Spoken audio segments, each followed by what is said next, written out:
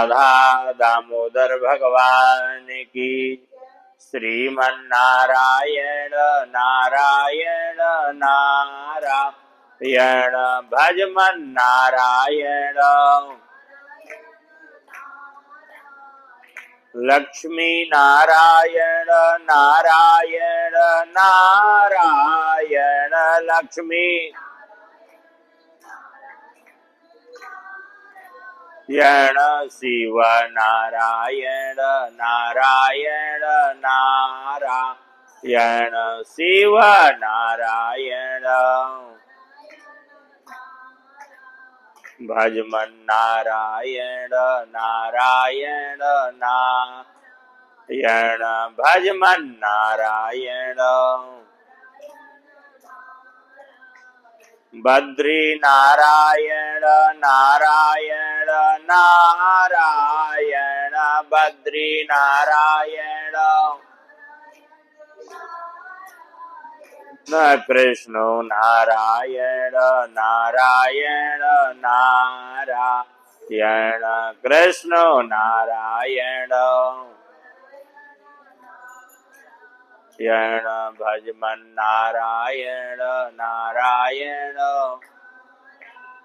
मुझ में नारायण नारायण नारायण मुझ में नारायण।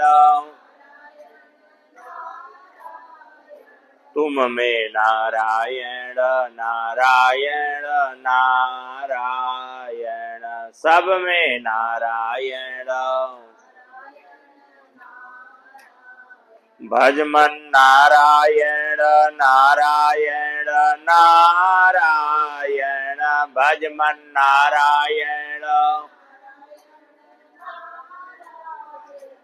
कृष्ण नारायण नारायण नारायण कृष्ण नारायण।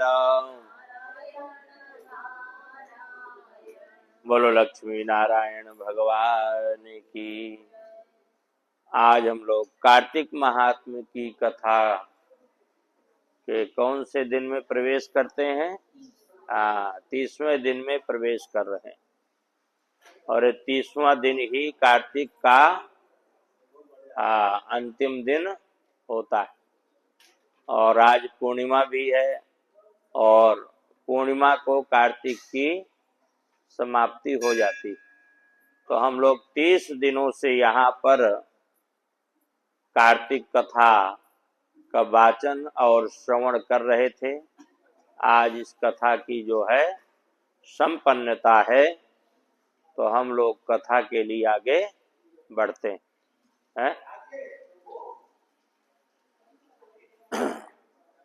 34वें अध्याय में प्रवेश करते हैं। एक अध्याय बाकी रह गया था, छोटा अध्याय है, 35वां से दोनों कर लेंगे।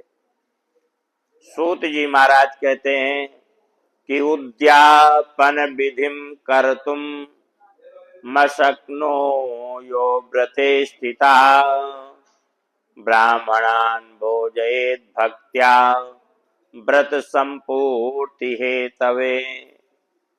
ब्राह्मणानाम् आभावे तु पूजयेत् गों विधानतः अभावे तु व्रतं कुर्यात् ब्राह्मणानां गवामपि। सूत जी कहते हैं कि जैसे कल उद्यापन की विधि बतलाई गई, उद्यापन में क्या क्या करना चाहिए और उद्यापन का खर्चा भी बहुत होता है ना, जैसे कल बतलाया।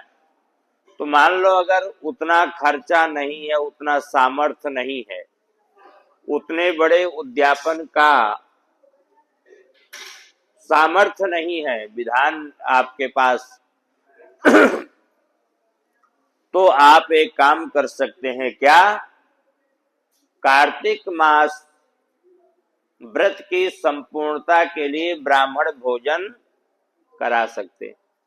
ब्राह्मण को भोजन करा दीजिए, जो भी हो दान दक्षिणा दे करके आप संतुष्ट करें, प्रणाम करें, वह भी आपको संपूर्ण फल की प्राप्ति कराता है। मान लो अगर ब्राह्मण नहीं मिलता है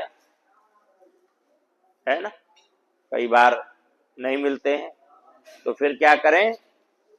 हाँ, गौ का आप पूजन कर सकते हैं। और मान लो अगर आज के युग में गौ भी नहीं मिलती है,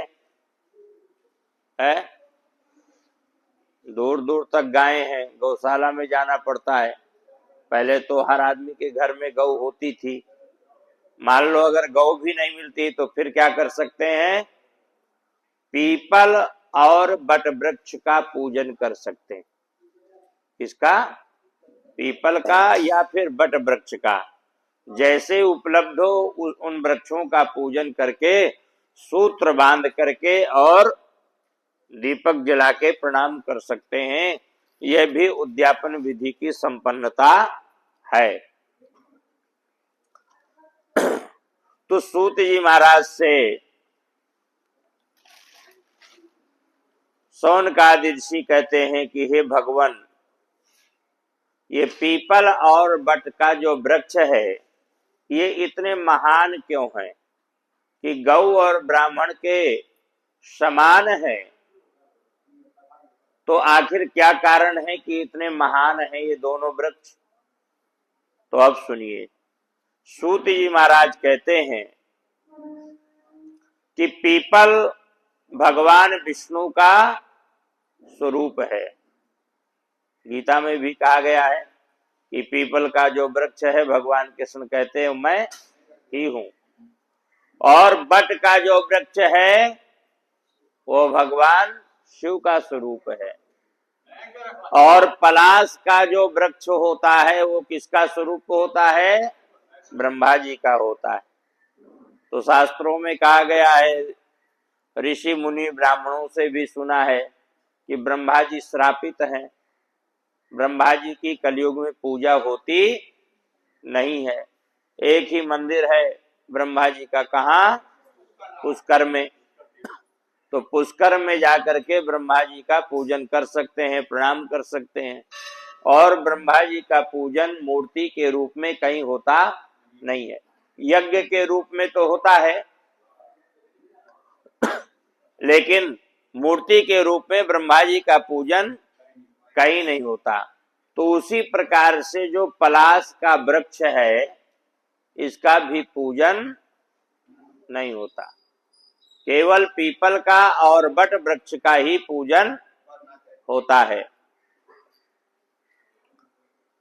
तो इस प्रकार से कहते हैं कि पीपल का और बट वृक्ष का दर्शन करना ही मनुष्यों के पापों का नाश होता है, समस्त प्रकार के रोगों का नाश होता है। ऋषि लोग कहने लगे कि हे भगवान, ये तो आपने बहुत बड़ी बात बतला दी।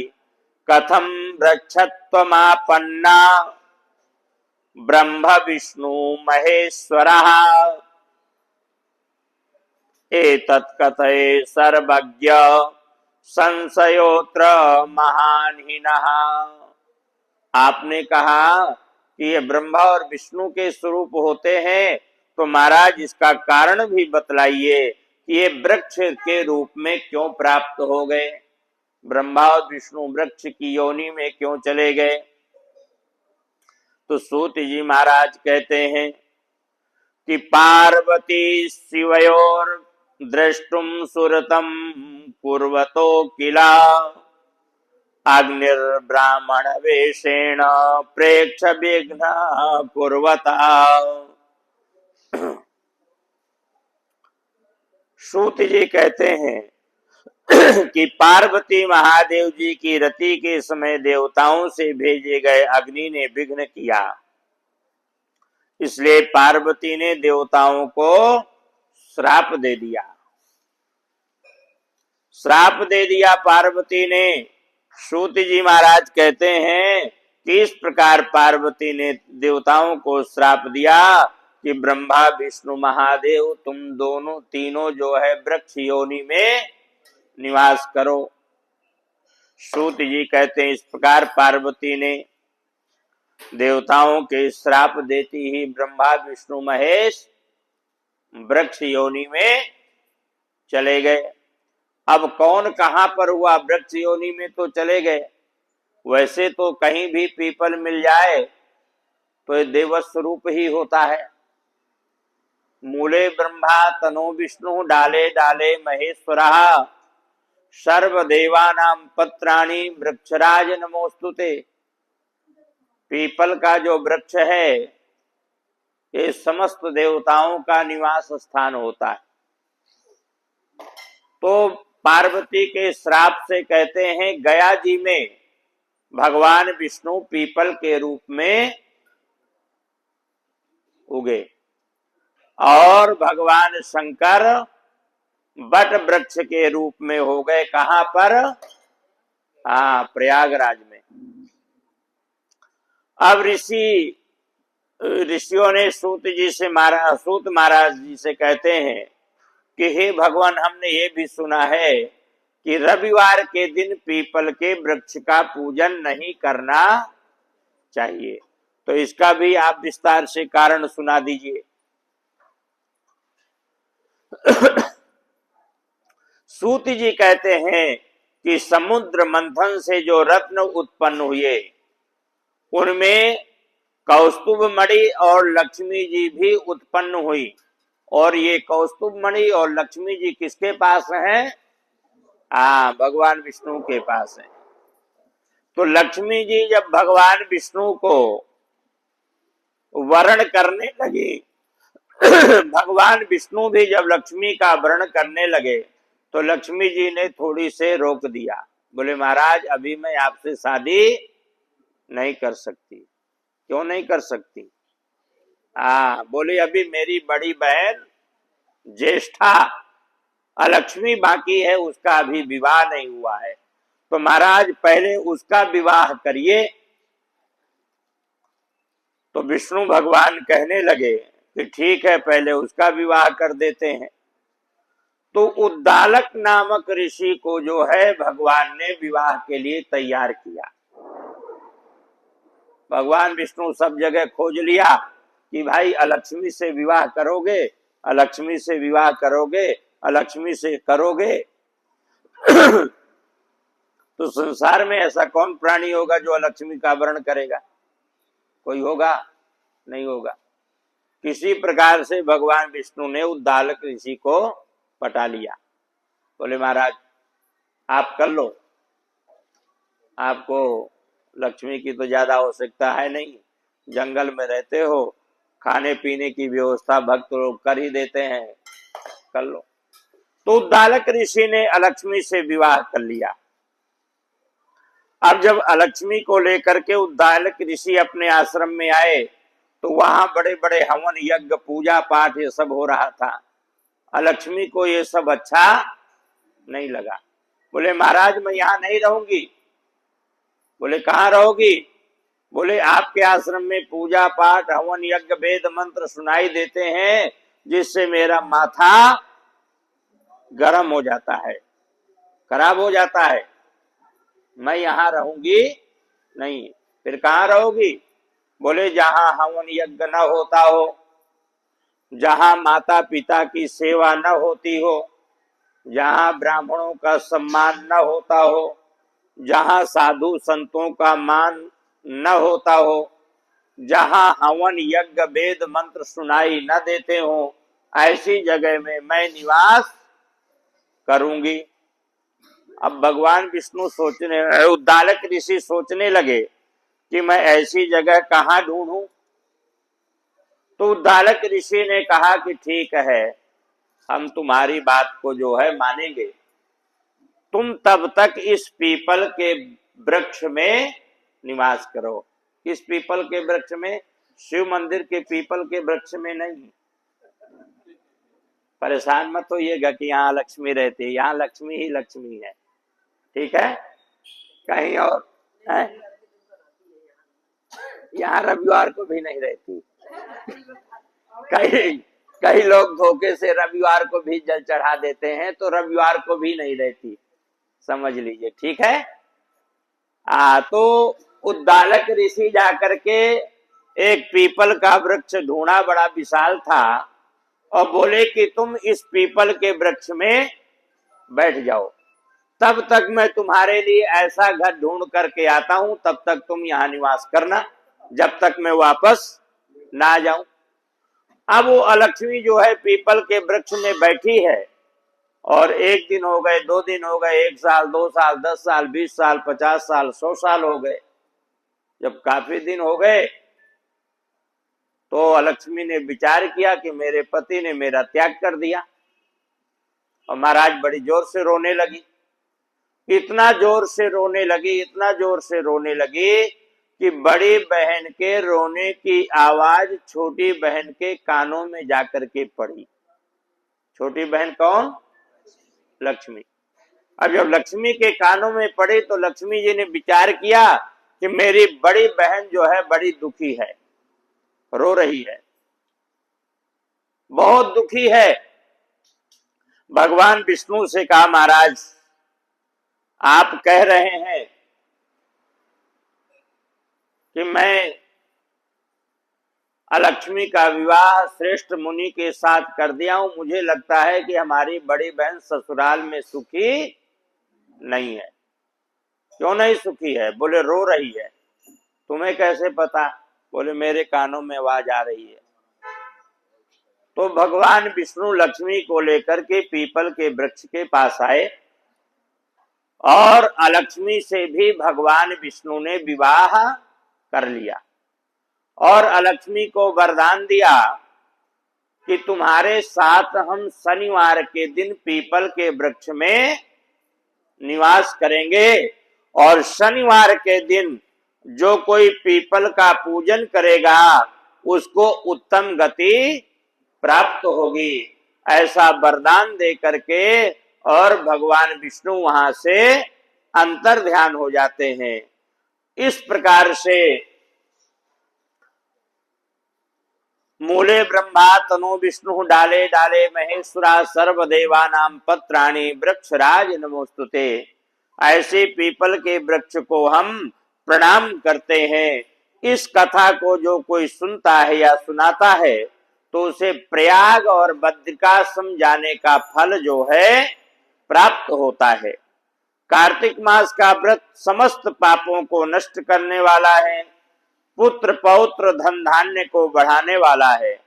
जो मनुष्य नियम करता है उसकी तीर्थ सेवा करते हैं, अर्थात जो कार्तिक के महीने में व्रत नियम उपवास करता है तो तीर्थ भी आकर के उस प्राणी की सेवा करते हैं। बोलो कार्तिक महात्मा की, राधा दामोदर भगवान की।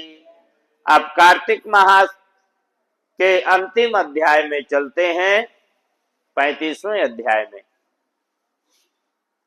सौनक जी कहते हैं कि इत्थम प्रभावो मासोयम कार्तिको विष्णु बल्लभा स्वामित्रो द्रोहद पापानि नश्यन्ति दव्रतादपि। कहते हैं कि भगवान विष्णु के प्रिय कार्तिक मास का प्रभाव ऐसा है कि स्वामी के साथ जो लोग बैर भाव करते हैं, इस तरह के अनेक पाप जिससे दूर होते हैं, और दूसरे का दिया हुआ पुण्य जिस प्राणी को मिलता है या नहीं मिलता, ये भी सारी कथा हमको आप सुनाइए। तो सूत जी कहते हैं कि सुनिए, बिना दिए भी पुण्य और पाप प्राणी को मिलता रहता है। बिना दिए भी पुण्य और पाप मिलता रहता है। सतयुग में कहते हैं कि देश वाले लोगों का पुण्य पाप मिलता था। सतयुग में अगर देश में किसी ने पुण्य किया तो समस्त देशवासियों को मिलता था, पाप किया तो भी समस्त देशवासियों को मिलता था। इसके बाद आया त्रेता युग। तो त्रेता युग में ग्राम नगर वालों को, अगर गांव में किसी आदमी ने पाप पुण्य किया तो समस्त गांव वालों को प्राप्त होता था। इसके बाद आया द्वापर युग। तो द्वापर युग में परिवार वालों को मिलता था कि परिवार में जितने सदस्य हैं, अगर एक आदमी ने पुण्य पाप किया तो उसको मिलता था। लेकिन महाराज कलयुग है, तो कलयुग में स्वयं भोगो और स्वयं स्वयं करो, स्वयं भोगो, चाहे वो पुण्य हो चाहे वो पाप हो। तो कलयुग में जो है स्वयं करने का विधान है, स्वयं से पुण्य और पाप मिलता है। एक जगह मैथुन कर्म करने से, एक पात्र में भोजन करने से मनुष्य को पुण्य पाप का आधा फल प्राप्त होता है। एक जगह भोजन करने से चतुर्थ अंश पुण्य प्राप्त होता है। लेकिन आजकल आदमी एक जगह भोजन नहीं करता। आज कहेंगे बीकानेर चलें, तो कल कहेंगे हल्दीराम चलें, तो कल परसों कहेंगे मुरथल के पराठे खाने चले। सही है कि गलत? हाँ, तो एक जगह तो नहीं हुआ ना। जब आप लोग खाओगे तो पंडित जी कौन सा पीछे रहने वाले हैं? पंडित जी भी तो आपे के साथ हैं। हाँ, अब कल भी हम लोग वृंदावन से खा के आ गए, बीना गई थी साथ में, इसने खिलाया बढ़िया। तो कलयुग में एक जगह कोई भोजन नहीं कर सकता। तो इस प्रकार से दर्शन श्रवण मन में ध्यान करने से पुण्य पाप के सब अंशों में प्राप्त होता है। दूसरे की निंदा सुनने से प्राणी को पाप मिलता है और पुण्य नष्ट होता है। कहते हैं कि एक पंक्ति में भोजन के लिए बैठने पर बीच से निकल करके जो कोई परोसता है, पंगत लगी हुई है और दूसरे पंगत वाले ने मांग लिया कि भाई मुझे लड्डू दे दो, और देखा कि मेरा ये रिश्तेदार बैठा है, बीचे से कूद के जाकर के दे दिया, तो उसको पाप का भागी होना पड़ता है। अर्थात पूरी पंगत को, माने वो जो लाइन है उस लाइन के दूर से आना चाहिए, बीच से काट करके नहीं जाना चाहिए। तो वह छठे अंश के पाप को प्राप्त करता है। स्नान संध्या समय छूने से अथवा साथ बोलने से पुण्य का छठा अंश प्राणी को, छठा अंश चला जाता है। कहते हैं अगर कोई पूजा कर रहा है, पाठ कर रहा है, संध्या कर रहा है और कोई आकर के कह दिया प्रणाम, तो समझ लीजिए आपका छठा भाग बिना दिए परिवर्तित हो गया। जैसे आप लोग पूजा पाठ करते हैं, कोई आकर के आपको छू ले, प्रणाम कर ले, तो आपका छठा हिस्सा गया। आप चाहे दो चाहे ना दो, ऑटोमेटिक परिवर्तित हो गया। तो इस प्रकार से कहते हैं दूसरे का द्रव्य लेने से द्रव्य देने वाले को फल होता है। चोरी से दूसरे का द्रव्य लेकर पुण्य कर्म करने वाले को पाप मिलता है। किसी ने चोरी से अगर पुण्य, किसी का धन ले लिया और जा करके पुण्य कर दिया, तो जिसका धन है उसको तो पुण्य मिलेगा और जिसने वो कर्म किया उस प्राणी को पाप मिलेगा।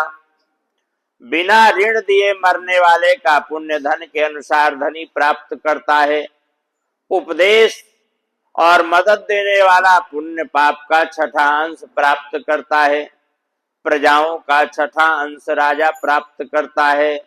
शिष्य गुरु का प्राप्त करता है। स्त्री से पति को प्राप्त होता है। पिता से पुत्र भी छठा अंश प्राप्त करता है।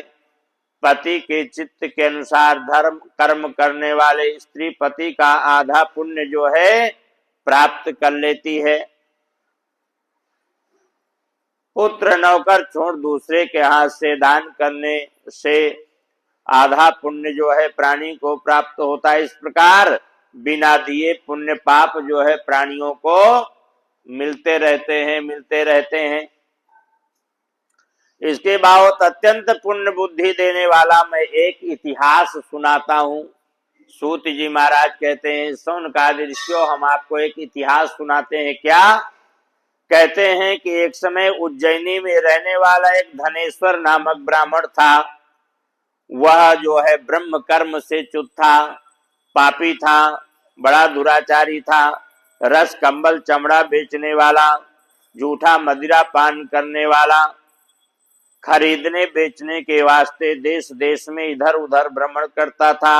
वह किसी समय माहिष्मती नगरी में पहुंच गया। उस नगरी का नाम था माहिष्मती नगरी। महिष ने जिसको बनाया था इसलिए उसका नाम पड़ गया माहिष्मती। और वहां पाप नाश करने वाली नर्मदा नदी बहती है। नर्मदा नदी का दर्शन जो है बड़ा पुण्यकारी होता है।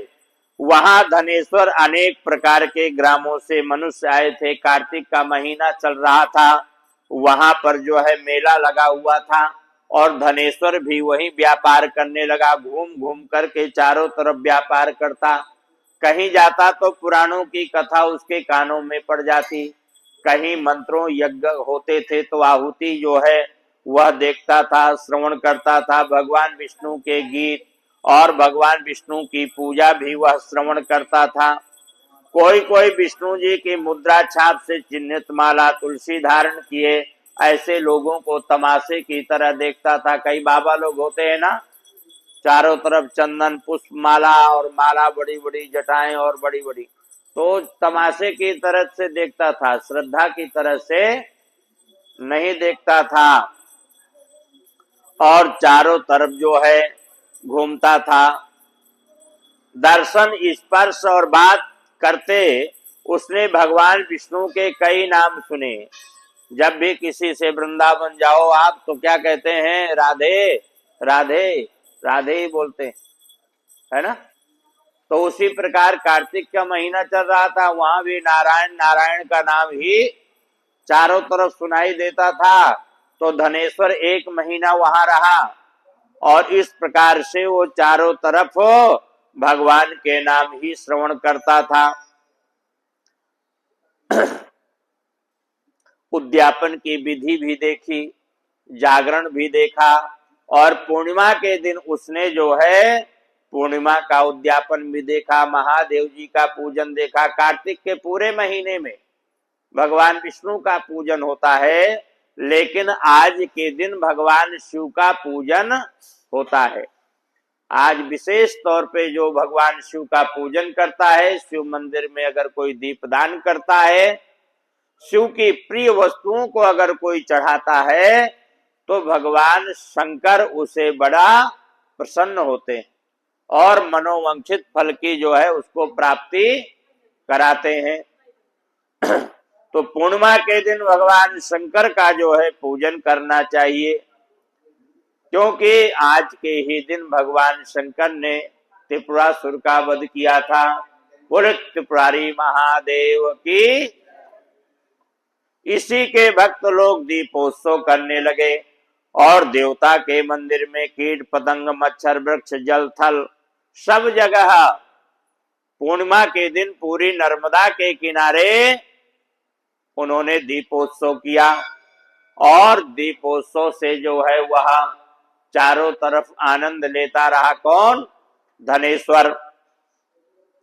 चांडाल भी ब्राह्मण होते। विष्णु भगवान ने भी इसी पूर्णिमा के दिन शंकासुर से सताए हुए देवताओं को वरदान दिया था तथा मत्स्यावतार का रूप, आज के दिन भगवान विष्णु का मत्स्यावतार रूप भी पृथ्वी में प्रकट हुआ था। हवन जप यज्ञ अक्षय फल प्राप्त होते यदि पूर्णिमा को दिए जाए। उस पुरुष की सारी क्रियाएं जो पुण्य के लिए की जाती हैं नष्ट हो जाती हैं। जो शिव जी तथा विष्णु जी में अंतर समझता है, इसलिए विष्णु और शिव में कोई अंतर नहीं है, उस स्थान पर धनेश्वर ने नाच आदि देखे। तत्पश्चात रात्रि को जैसे धनेश्वर विश्राम करता है वैसे ही जो है धनेश्वर को एक काला सर्प आकर के काट लेता है और धनेश्वर की महाराज मृत्यु हो जाती है। जैसी मृत्यु हो जाती है तो यमराज के दूत बगल में ही रहते हैं। मृत्यु के समय उनको कहीं दूर से आना नहीं पड़ता। जैसे ही मृत्यु हुई तो यमराज के दूतों ने उनको पकड़ लिया धनेश्वर को, और जैसे पकड़ा तो इतने में भगवान विष्णु के भी दूत वहीं पर आ गए। क्या कर रहे हो? अरे महान पापी है, दुराचारी है, जीवन भर इसने पाप कर्म किया है, इसको पकड़ करके हम यमलोक ले जाएंगे। अपने स्वामी से कहेंगे तो इसको कठोरतम से कठोरतम दंड और नरकों की यातना देंगे। भगवान विष्णु के दूत कहने लगे, नहीं नहीं नहीं, तुम धर्म और अधर्म का विचार नहीं करते हो, ये अधार्मिक नहीं है। इसने पूरे महीने नर्मदा के किनारे कार्तिक व्रत करने वालों के दर्शन किया है, इसने वेद मंत्रों का श्रवण किया है, इसने हवन करने वालों का दर्शन किया है, संतों का ब्राह्मणों का दर्शन किया है, इसने पुराणों की कथा श्रवण किया है, इसने दीपदान के दर्शन किया है। इसलिए महाराज ये बड़ा पवित्र है, इसलिए इसको वहां पर ले मत जाइए। और इस प्रकार से कहते हैं कि जैसे ही उनका वार्तालाप हो रहा था तो यमराज और धर्मराज के रूप में वहीं प्रकट हो गए, और यमराज ने कहते हैं कि जैसे उसको जो है गरम खौलते हुए तेल में डाला तो तेल ठंडा हो गया। भगवान विष्णु के दूत और यमराज के दूत समझ गए कि हाँ, ये वास्तव में बहुत बड़ा धर्मात्मा है, क्योंकि उसने कार्तिक व्रत करने वालों के दर्शन किया था, जिसके कारण से उस प्राणी के सारे पाप नष्ट हो गए थे। और धनेश्वर को भगवान विष्णु के दूत जो है अपने दिव्य स्थान में ले गए, वो भगवान विष्णु का ही स्वरूप हो गया, शंख चक्र गदा धारण करके, और वह जो है भगवान विष्णु के धाम को जाता है। तो इस प्रकार से आज हम ये कार्तिक की कथा यहाँ पर संपन्न करते हैं। 1 महीने से कार्तिक की कथा हम लोगों की चल रही है, और आप सभी पुण्यात्मा है, धर्मात्मा है, और आप सभी को बहुत बहुत बधाई, बहुत बहुत शुभकामनाएं, बहुत बहुत साधुवाद। जो 1 महीने तक आप लोगों ने लगातार नियम व्रत का पालन किया, तो आप सभी को प्रणाम है। और जो बात अच्छी लगी हो उसको तो घर ले जाना, और जो अच्छी न लगी हो उसको यही छोड़ देना। बोलो वृंदावन बिहारी लाल की, लक्ष्मी नारायण भगवान की। अब हवन के लिए कुछ लोग तो कह रहे थे कि 9 बजे करें, कुछ लोग कह रहे थे सुबह करें।